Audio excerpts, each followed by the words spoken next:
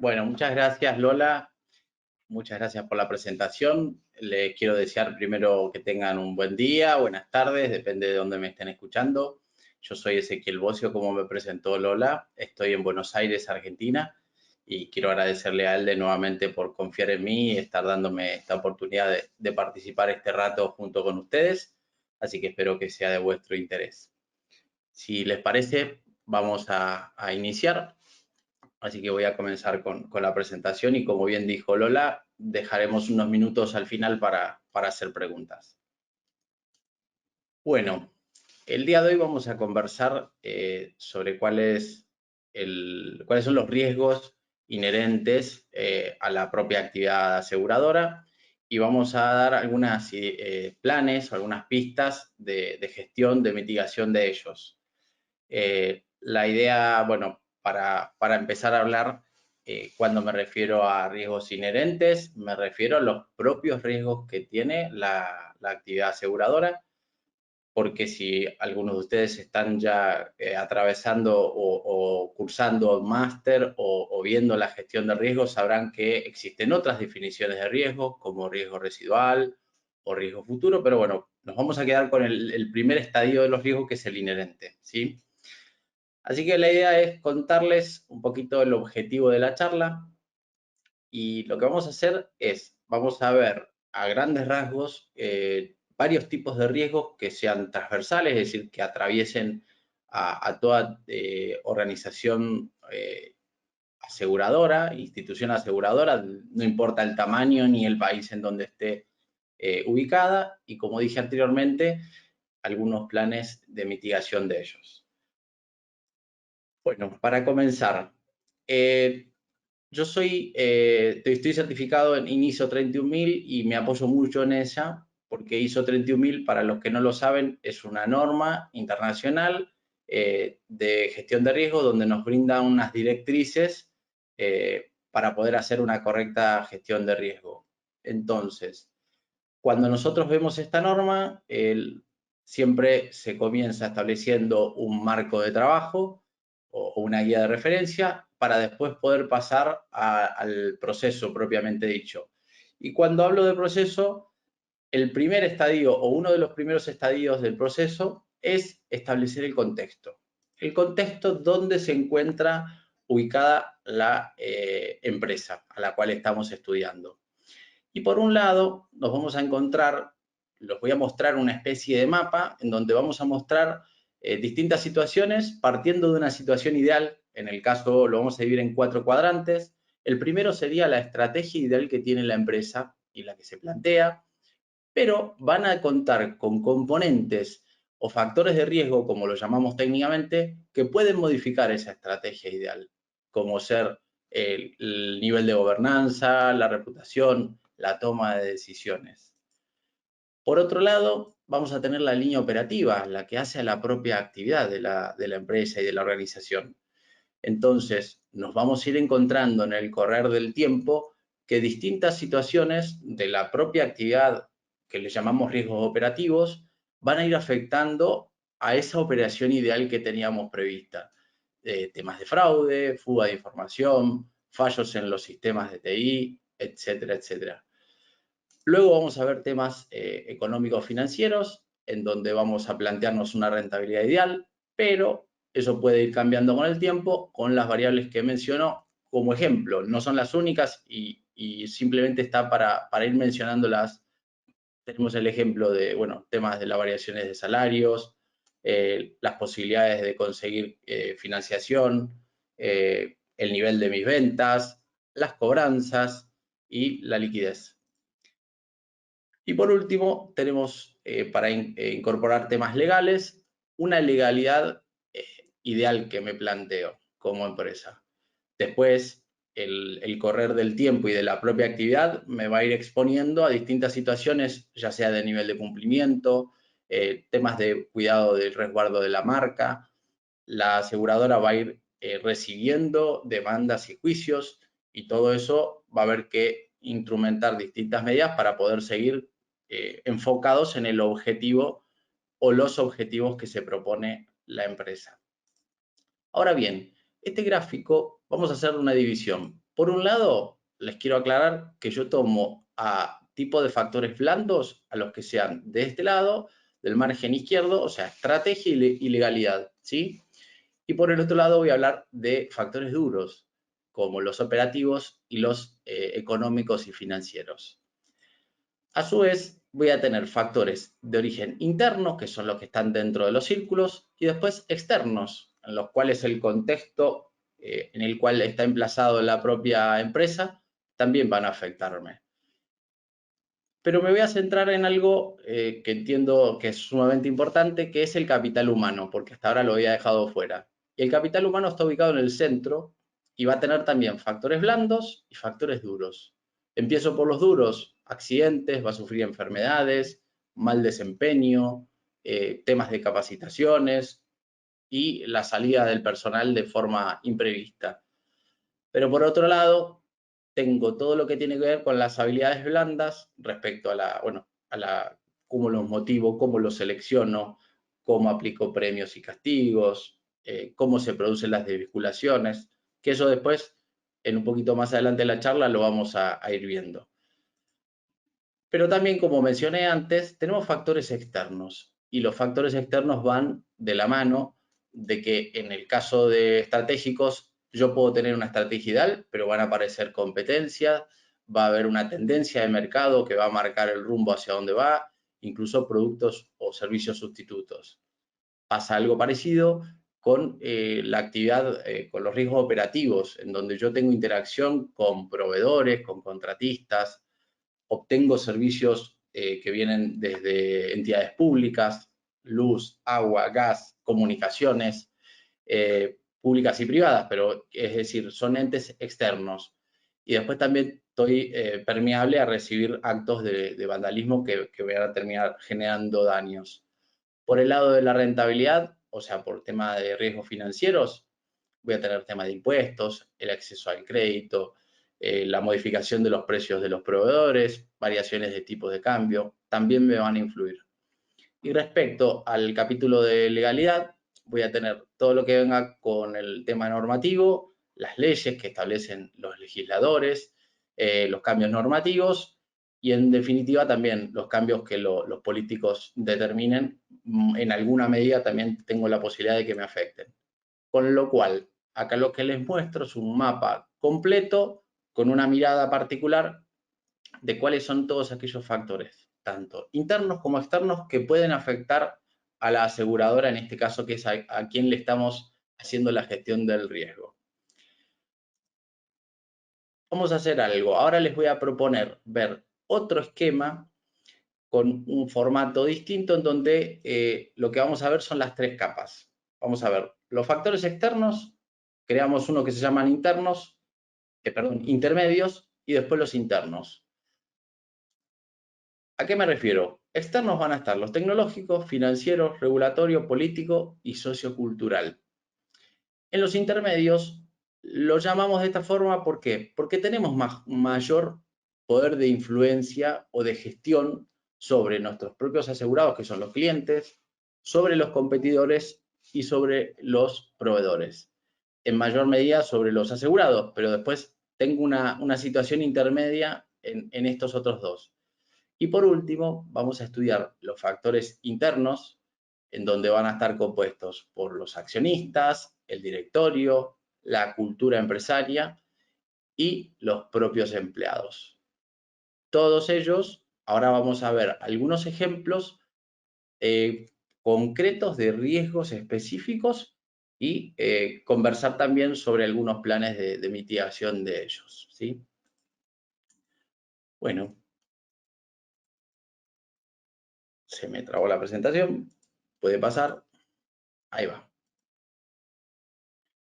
Vamos a comenzar con el riesgo de ciberseguridad, que si le ponemos una etiqueta, lo podemos llegar a tomar como de origen externo en este caso, y va a ser generado por amenazas externas que lo que van a buscar y que van a provocarse es pérdida de datos, que hoy por hoy sabemos que los datos, primero, que son muy sensibles, son muy valiosos, y en determinados países, como por ejemplo en España, existe regulación muy estricta del cuidado y del resguardo de la información, con lo cual las aseguradoras pueden estar expuestas a perjuicios muy grandes en cuanto a sanciones que puedan recibir, más allá del robo de información que puede terminar en manos de la competencia o en manos indeseadas.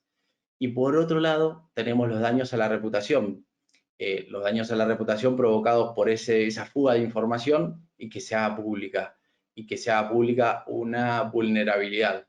Así que las empresas hoy por hoy están muy bien preparadas y van muy bien encaminadas, cuentan con departamentos de TI o tecnología o como quieran llamarles, incluso con departamentos propios de seguridad de la información, y tienen todo tipo de niveles y por capas, en donde establecen políticas de protección de contraseñas y de vencimiento, con una complejidad y con un vencimiento tal que sea necesario estar actualizándolas constantemente.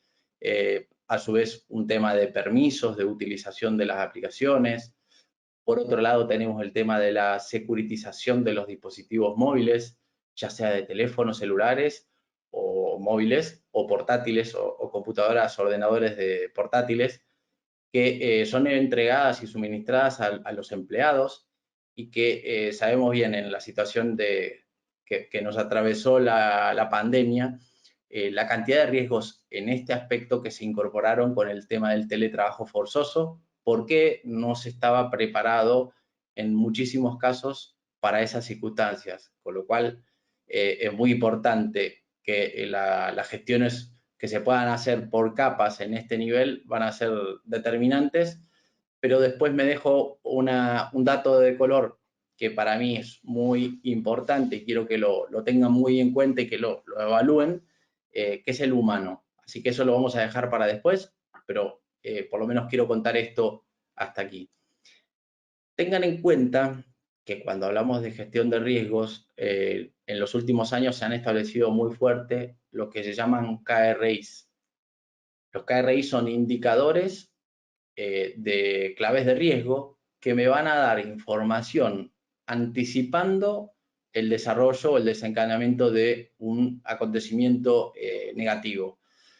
Lo cierto es que el KRI se puede aplicar en todo tipo de riesgos y son muy útiles porque me van a permitir ir estableciendo primero unos parámetros de máxima y de mínima, y a partir de que se va acercando a esa mínima, empezar a disparar alertas automáticas para poder dar aviso a los responsables o al responsable para que actúe en consecuencia y de esa forma amortiguar mucho ese golpe.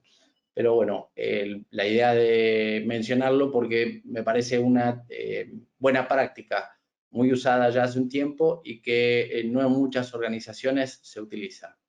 Sí pueden haber escuchado hablar de KPIs, algunos de ustedes, el que nunca ha escuchado hablar de KRI, el KPI es el de desempeño, el de KRI es el de riesgo, ¿sí? Así que bueno, a eso me refiero, pero bueno, no es la idea de la charla profundizar en ese aspecto.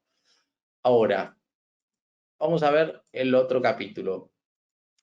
Tema financiero y particularmente el tema de las inversiones. Sabemos que las aseguradoras tienen un negocio fundamentado en un cálculo técnico de una prima que le da el resguardo y las garantías de que cobrando una determinada prima técnica yo voy a obtener los fondos necesarios para poder dar cobertura a los futuros siniestros. Ahora bien, hay mercados y contextos que hacen que muchas veces esas primas técnicas tengan una subvención que es el negocio financiero que la aseguradora tiene.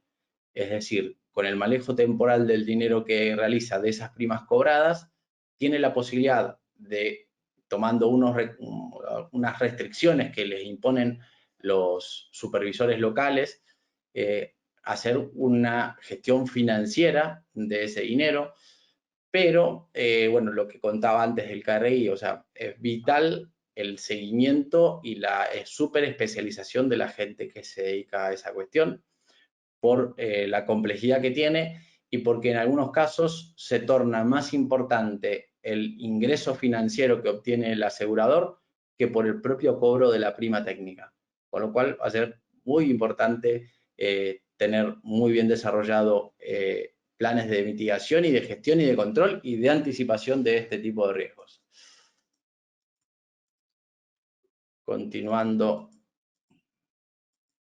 no me estaría ayudando el PowerPoint, pero bueno, es un tema que lo tendré que corregir. Temas regulatorios también vienen desde afuera y aplican el cumplimiento. Algo conté recién, el supervisor.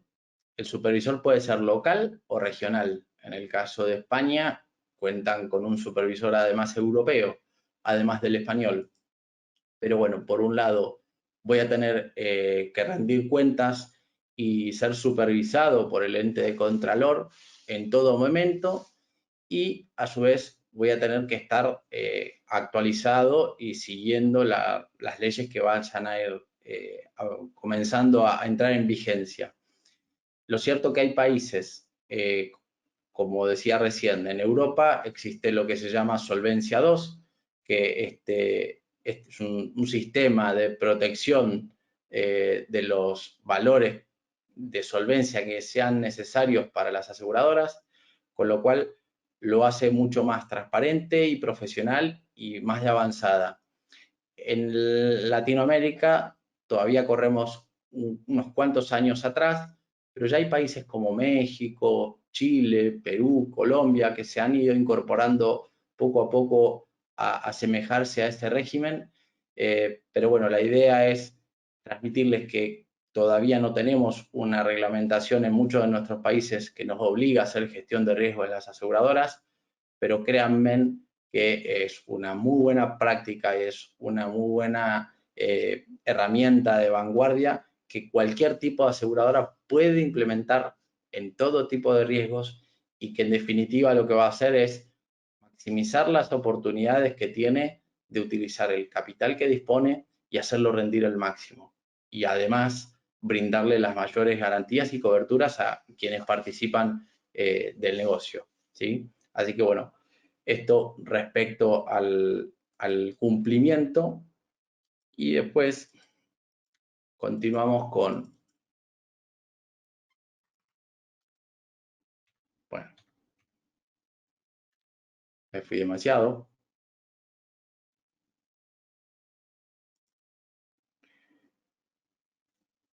No,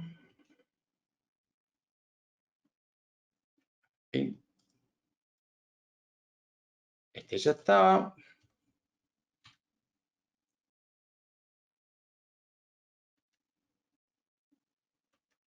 Hoy no me está ayudando. Les pido mil disculpas.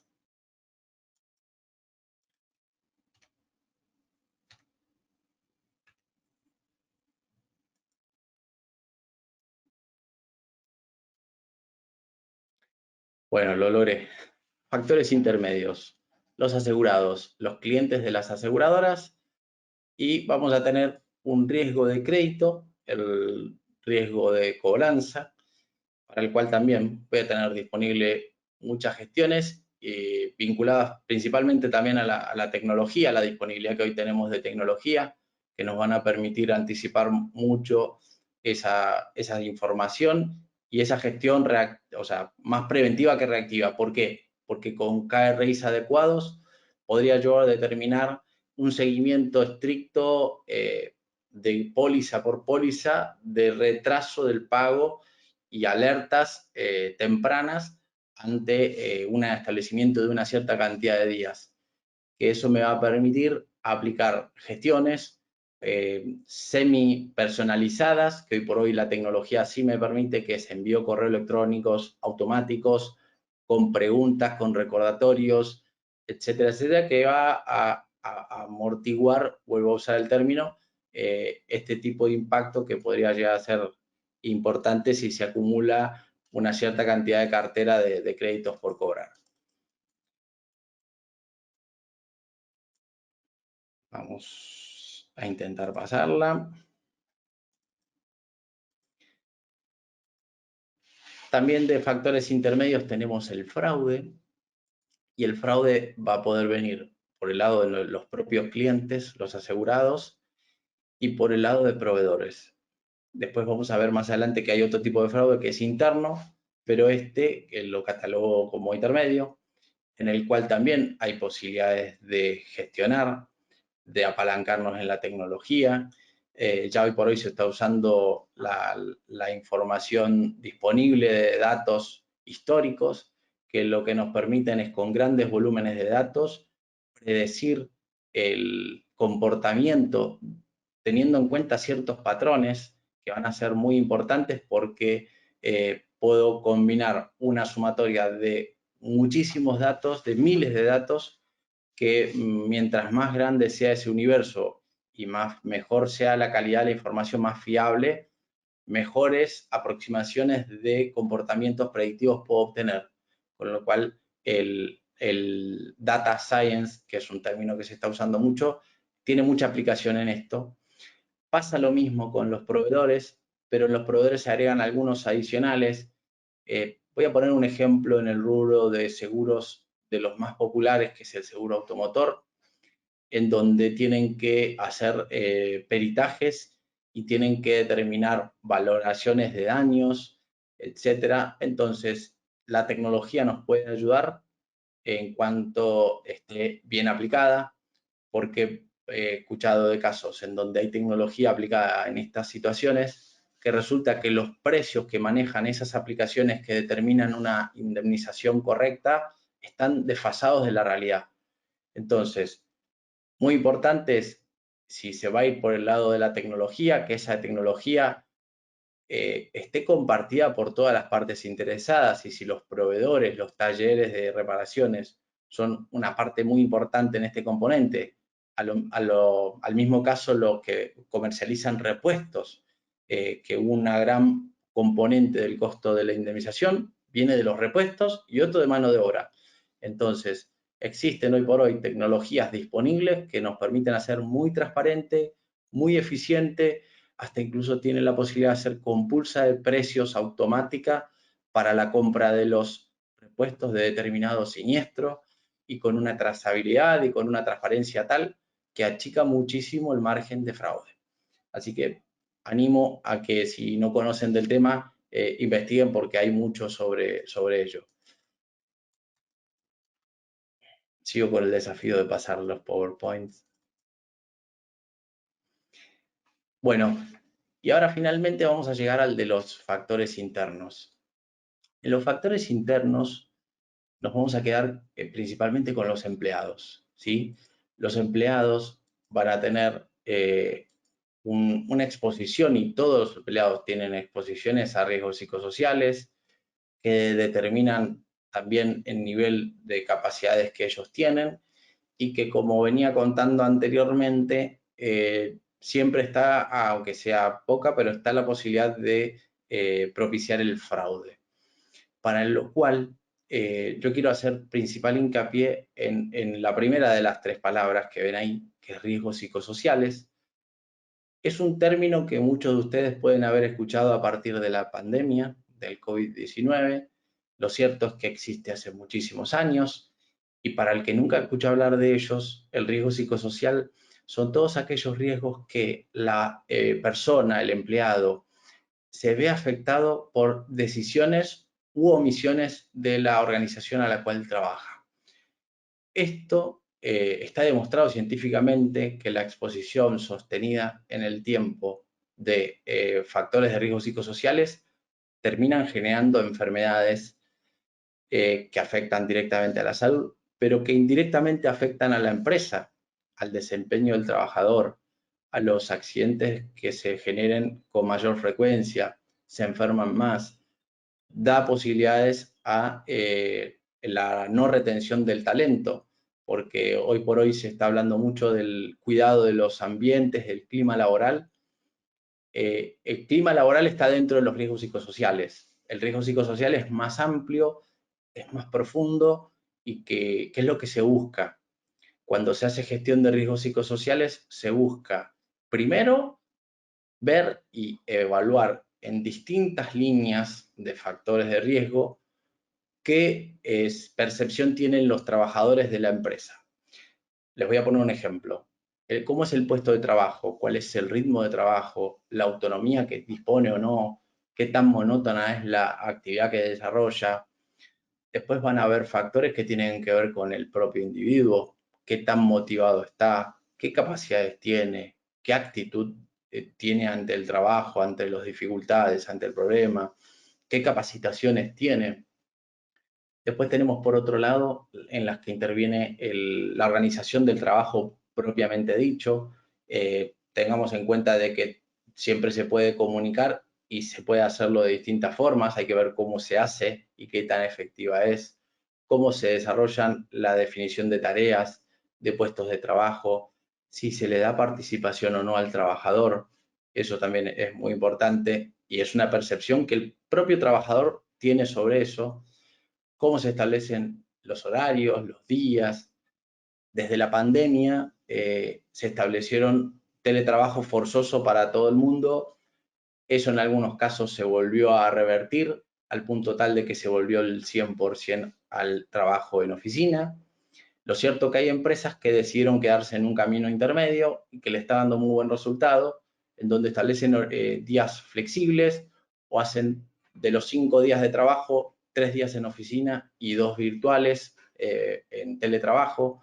Lo cierto es que está demostrado que los resultados para ciertos tipos de puestos son muy buenos, incluso superadores que el rendimiento que venía teniendo la persona trabajando todos los días en la empresa. También hay algo que es muy importante, que es la doble presencia. La doble presencia me refiero a la necesidad de que estoy trabajando en este momento y estoy pensando en que tendría que estar cuidando a un familiar, o a un padre, o a un abuelo, o de un hijo. Soy papá de 3 hijos y lo sufrí o lo viví en carne propia, para hablar como corresponde, durante la pandemia. No es fácil estar trabajando y a la vez estar atendiendo sus clases y sus ruidos, etcétera. Son todas distracciones que hacen que uno se tenga que partir en dos. En mi caso me tenía que partir en 3 y en 4. Pero bueno, también les habrá pasado y no les debe parecer nada extraño. Lo cierto es que la doble presencia existe antes de la pandemia, pero se puso a flor de piel en la pandemia, ¿sí? Y bueno, creo que es algo que hay que tener muy en cuenta y empatizar mucho con los trabajadores que tienen esas situaciones, porque por algo tienen unas necesidades particulares y hay que estar a la altura de ellas. Y por último, respecto a este tema, están los factores de riesgo ya personales, pero que tienen que ver con fuera del trabajo. ¿Qué hace la persona en su tiempo libre? ¿Cuál es su entorno socioeconómico? Es decir, ese tipo de factores van a afectar porque condicionan, pero realmente hay muy poco margen de maniobra por parte de la empresa. Pero sí por todos los que mencioné anteriormente. Para todos existen gestiones, hay gente que se especializa en el tema y quiero que sepan que hay métodos internacionales que están científicamente avalados, que ya permiten tener la certeza de un diagnóstico con mucha precisión de la información que nos brindan nuestros propios empleados de la visión de la empresa. Es muy importante que eso se haga, que se haga transparente y que se comunique esos resultados, porque si no quedaría a mitad de camino. Lo cierto es que existe esta gestión y que yo, a mi entender, yo trabajé bastante en este tema y me apasiona mucho, así que les pido disculpas si me extendí demasiado en el asunto.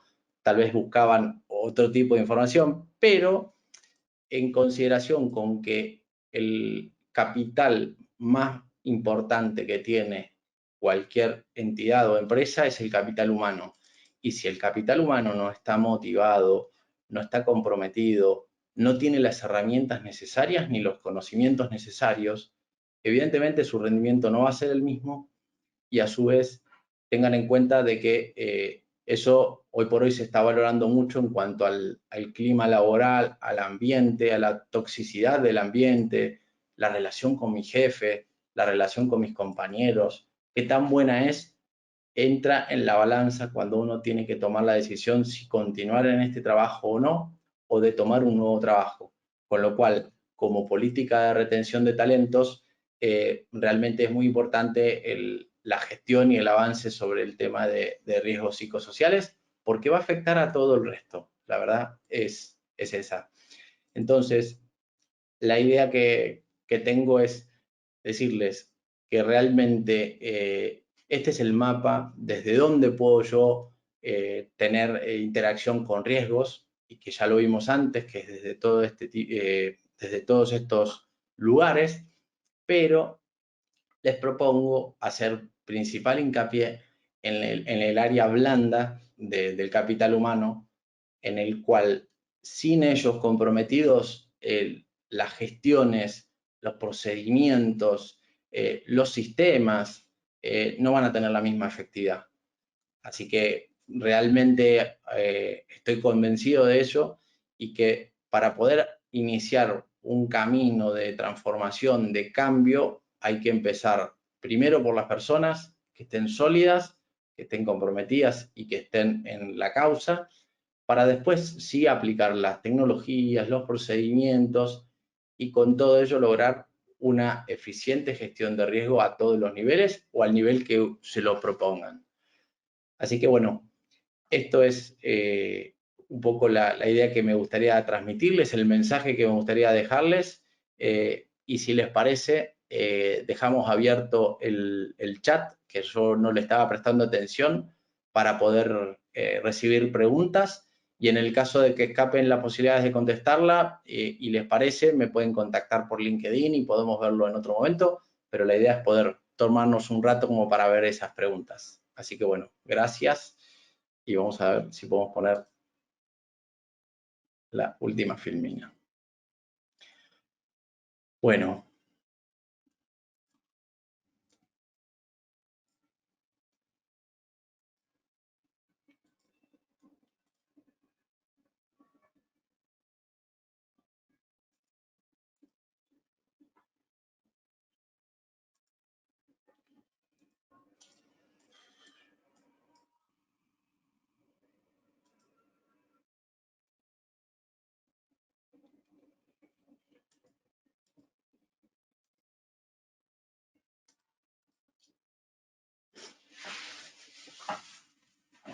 no sé si no estoy pudiendo ver las preguntas que tienen que hacer mediante el chat.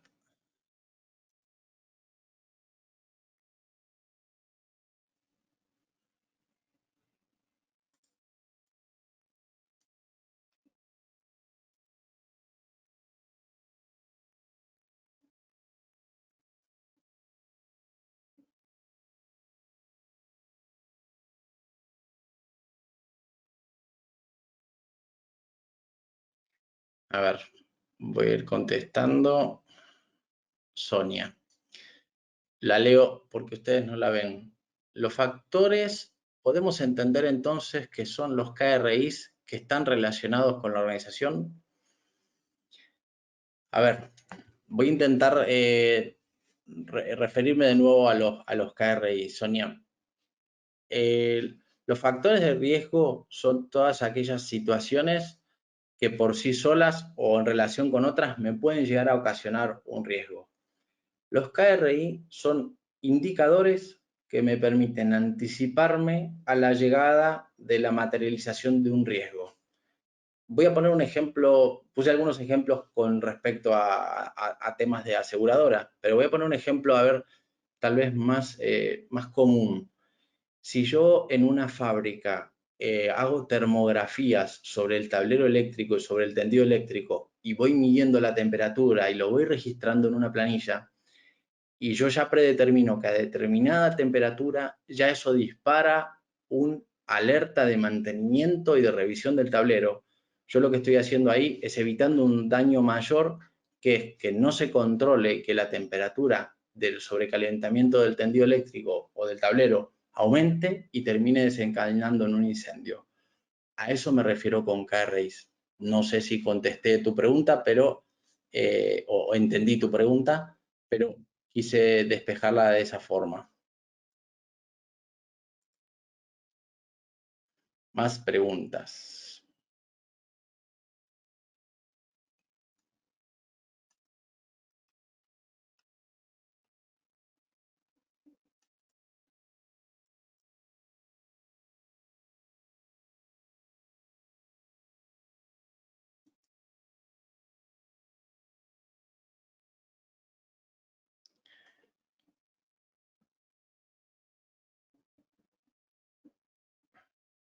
Omar me está diciendo lo siguiente.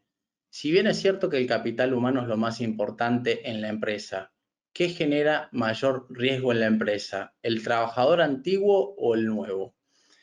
A ver, yo entiendo lo siguiente, Omar. Eh, la empresa tiene que tener adecuados medios de selección desde la determinación del puesto y de cuáles son las aptitudes que tiene que tener para que ese proceso de selección, además de cumplir con otros requisitos socioambientales, tenga las capacidades para que después pueda desenvolver su actividad como corresponde. Pero lo cierto es que el riesgo puede estar, si yo hago una mala gestión de selección de personal, puede estar en tomar nuevos empleados que me generen, que terminen generando conflictos o mala gestión o mal desempeño o fraude, pero si yo a su vez no practico seguimiento de mis trabajadores, empatía, saber cómo la están pasando, en qué estadio se encuentran en su vida o qué dificultades tienen, ahí también estoy generando un foco, con lo cual no te podría decir que uno pesa más que otro. Debieras hacer gestión en los dos focos, en el que está y en el nuevo. Para todos ellos existen gestiones posibles y los animo a investigar. Hay buena información en Internet, así que realmente los animo porque se puede hacer y todo tiene que ver con procedimientos, o sea, no son grandes inversiones. Sonia, a ver, ¿de acuerdo? ¿Me contás? Sonia, estoy leyendo tu respuesta. Ok, gracias. De acuerdo a lo que me comentás en el ejemplo, entonces, el factor es la temperatura y el KRI es la métrica de la temperatura. ¿Entendí bien? Exacto. Es la lectura en realidad, no es la métrica. Es la lectura constante de la temperatura, que en ciertos parámetros que yo defino, lo que me va a servir es de alerta temprana diciendo se nos está elevando la temperatura por encima de los parámetros normales, con lo cual mantenimiento tiene que hacer una revisión preventiva para que pase a mayores, ¿sí? Así que espero haber sido claro. Patricio, ¿cuáles son para ti los riesgos más frecuentes y los más importantes en el negocio asegurador? A ver, los más frecuentes, no sé si se dieron cuenta, pero usé bastante la palabra fraude, y yo entiendo de que tenemos por ese lado riesgos tanto internos como externos, tanto de los clientes como de los proveedores, así que me parece que hay mucho trabajo para hacer ahí. Por el otro lado tenemos los riesgos que tienen que ver con el uso de la tecnología. Fíjense que cada vez más las aseguradoras están abriendo sus canales de comunicación y de gestión en aplicaciones, en webs, en contactos por chat, ni hablar los riesgos reputacionales por el manejo de redes sociales y por la difamación o no de información que puede llegar a ser verdadera, pero bueno, para tener redes sociales hay que tener un buen trabajo de fondo que dé soporte a eso y una buena gestión y una buena comunicación, porque si no termina siendo algo contraproducente. Después tenés todos los riesgos técnicos de mala gestión de reaseguros, de mala gestión de suscripción, de ablandar mucho la suscripción y que termine dando un resultado técnico no esperado.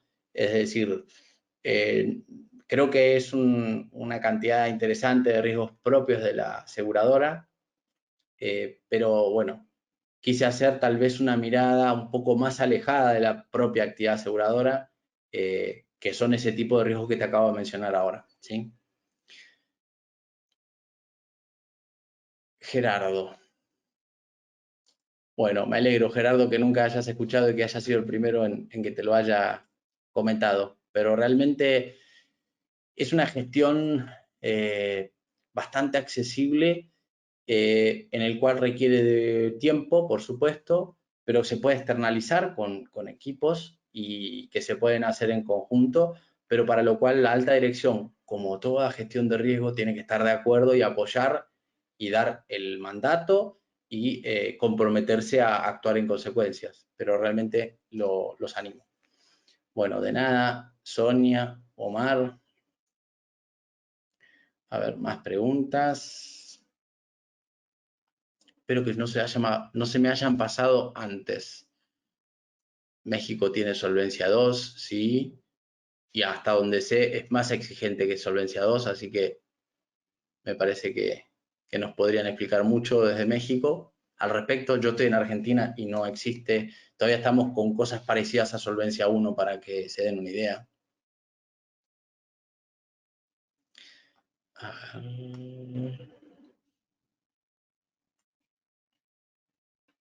Más cosas.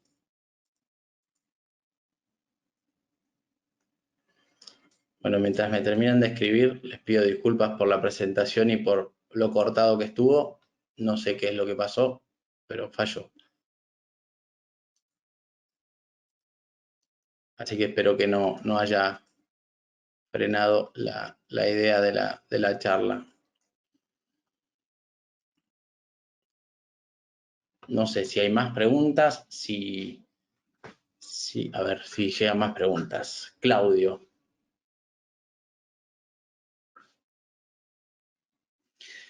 Leo tu pregunta, Claudio. El tema de identificación de beneficiario en el caso de llamadas automáticas, ¿es uno de los riesgos en la gestión de seguros? Caso de llamadas automáticas. Es uno de los riesgos de la gestión de seguros.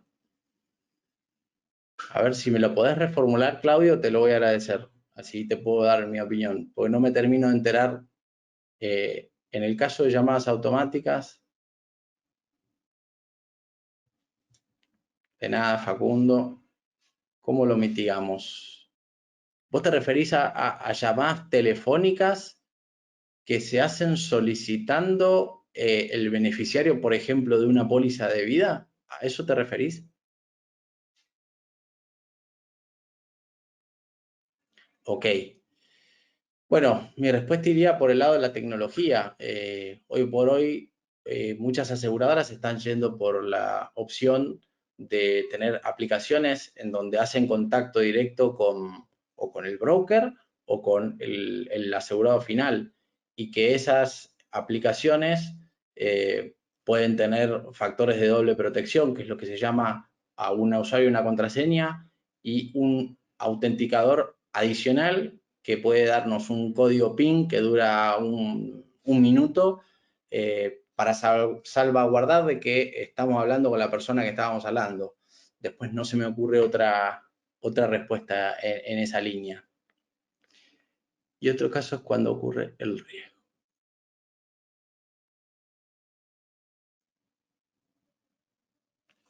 O sea, vos decís cuando se materializa el siniestro y que teníamos mal la información del beneficiario.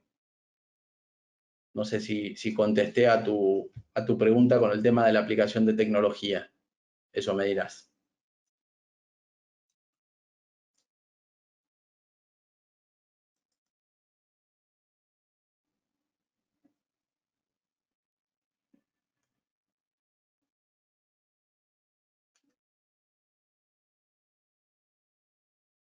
Un caso de robo de identidad. Sí. Por eso que mencionaba el tema de los factores de doble protección en el login, en el acceso a las aplicaciones o a las webs. Es tedioso el factor de doble verificación porque nos hace usar un usuario y una contraseña y además buscar un código que dure un minuto. Pero es una garantía de que la persona tiene todos los, o sea, está respondiendo desde el teléfono y celular que nos informó y tiene el usuario y la contraseña. Con lo cual existen otros niveles mucho más sofisticados que no están en mi área de manejo y prefiero no meterme mucho en ello, pero que sí, que existen las firmas digitales, la lectura de huellas, pero bueno, incluso muchos usan ahora el tema de la digitalización de documentos y que se saquen una foto en el momento con el documento al lado, es decir, un poco de ingenio también aplica a este tipo de cosas. Así que bueno, no sé si Claudio contesté a tu pregunta.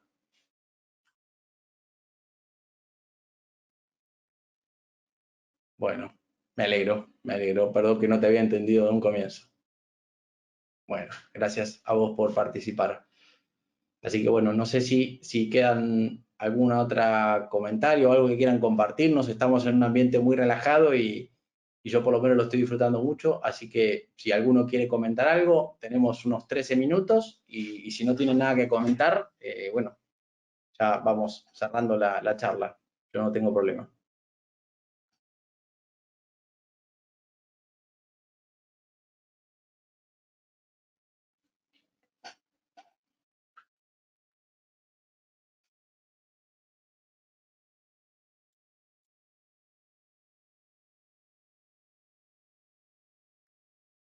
Pero ahí está. Bueno, muchas gracias a vos, Sonia, por haber participado. Espero que se hayan llevado algo nuevo, algo distinto. Y perdón si no usé tanto léxico asegurador, pero bueno, la idea es que sepan que se puede hacer gestión de riesgos desde otros enfoques también.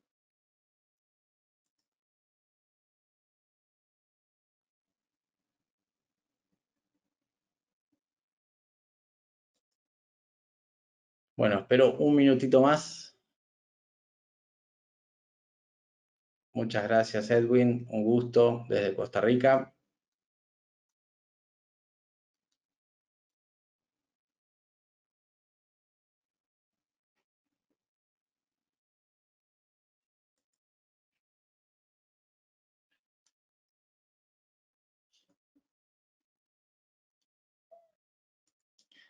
Bueno, les agradezco mucho. Quedamos a disposición por si desean. A ver, ahí me llegan más preguntas. Bueno, Jorge, muchas gracias. Carlos pregunta, ¿cómo maneja la compañía de seguros la protección de datos que generan las empresas?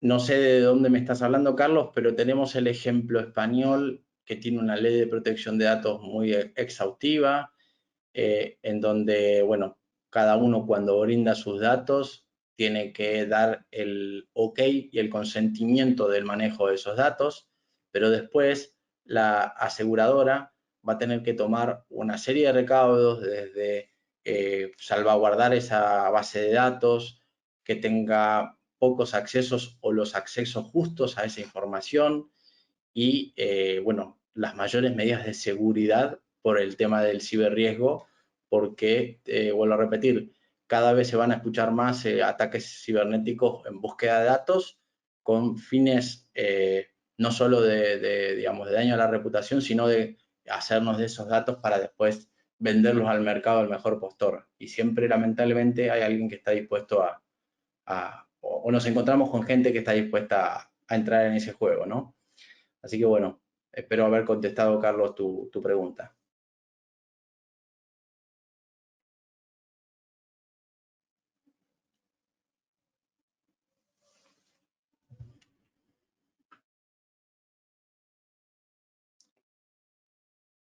No sé, dejé pasar un minuto y justo cuando iba a cortar me entraron más, así que si les parece, cortamos acá, me pueden buscar en LinkedIn y con gusto.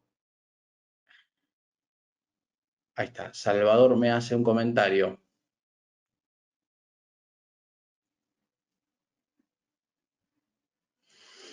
Salvador y Omar. Bueno, si les parece, contesto estas dos preguntas. Salvador pregunta, ¿qué tan importante es el riesgo reputacional? A ver, Salvador, es un riesgo que existe desde hace muchísimos años, pero del cual se es consciente no hace tantos. Y he escuchado casos muy extremos, pero que son reales, no en la actividad aseguradora, pero sí en la actividad bancaria, que por ejemplo, con el simple hecho de generar un daño, se empieza a circular información por los medios que sea, por WhatsApp, por redes sociales, de que tal banco se quedó sin dinero y inmediatamente toda la gente salió corriendo a sacar el dinero de ese banco. El banco tuvo una respuesta tardía en lo que fue digamos, el plan de contingencias para amortiguar ese golpe por el daño reputacional, y el daño fue terrible porque ustedes saben bien que el banco no tiene todo el dinero para devolverle a todos sus clientes.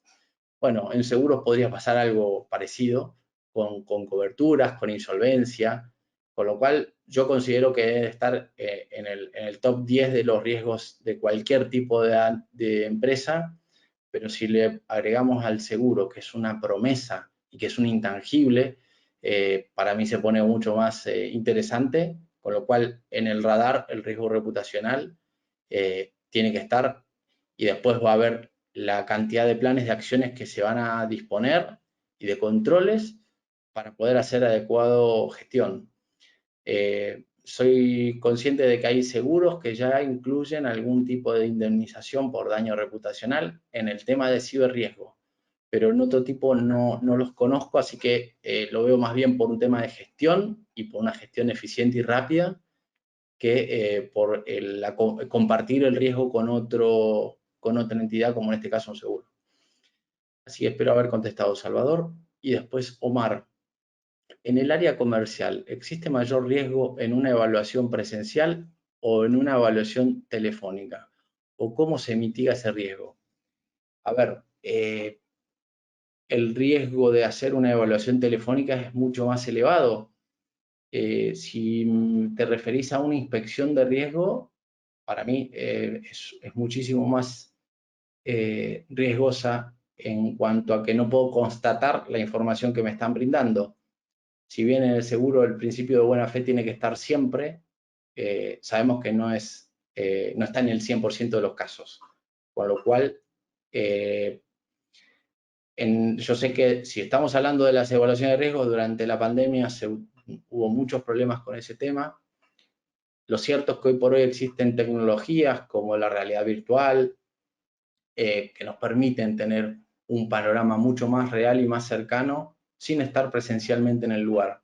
Así que, como pistas, no sé si entendí tu pregunta, pero iría por ese lado, ¿sí?